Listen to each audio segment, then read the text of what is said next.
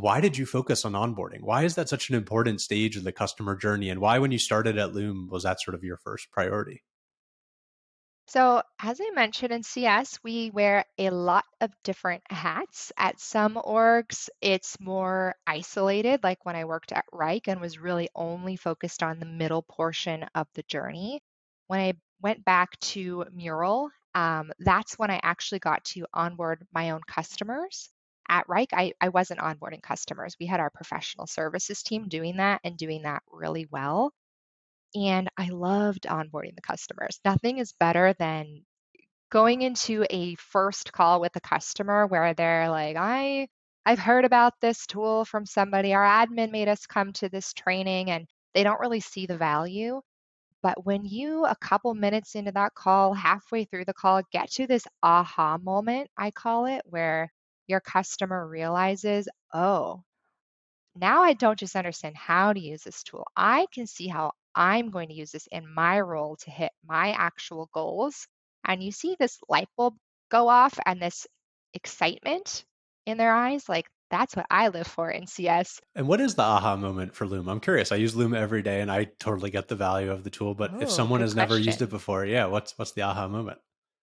So interestingly, our aha moment is not just when you record your first Loom. It's when you record a Loom, share a Loom, and somebody watches it. That's when the light bulb goes off and people realize either, oh, this saved me a meeting with that person. I was able to say and convey and relay in 5 minutes what would have taken me 30 minutes and trying to schedule back and forth. So it's not just doing it and actually looming. Loom itself is a really easy tool to use. It's when you share it and get a view on it that you really realize the value of communicating asynchronously in a much better way than sending a long form text email. Yeah. I'm still trying to figure out the exact aha moment for Doc, but I think it's actually somewhat similar. It's like when you first create a workspace and share it with someone, and then you kind of see that the client checked it out or they completed a task and you had that good feedback loop.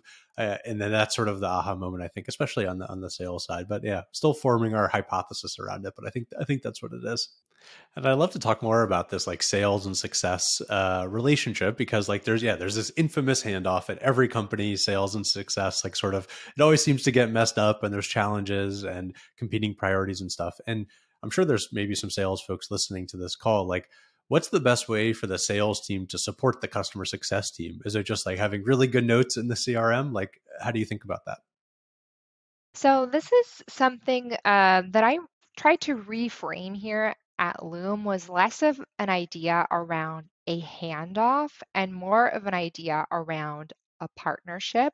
I knew we wanted to ask our AEs for a little bit more when an account was coming over for us. Like, we want you to fill in these specific fields in Salesforce and use cases and contact. Yes, there's a lot of things we would love to ask for in CS, but we knew if we were going to be asking for those pieces, it needed to be a give and take. And we also wanted to be providing value to them.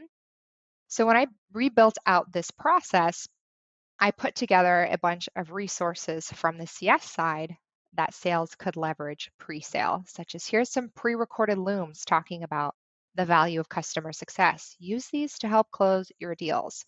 We have a workflow in Slack. If you want to request a CS resource to come join you on a pre sale call to talk about onboarding, to talk about success, just to introduce ourselves, to be a subject matter expert, we have a process for that.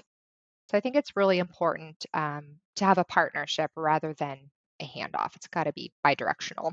Yeah, no, it makes a lot of sense. And with some SaaS and subscription based businesses, it's not just about closing a deal and saying goodbye to the customer, right? It's you really need to build these long term relationships with your customers, prove out that value, and it starts in the sales process, but then the success team really brings that home and make sure that they reach that North Star metric, whatever they're going after.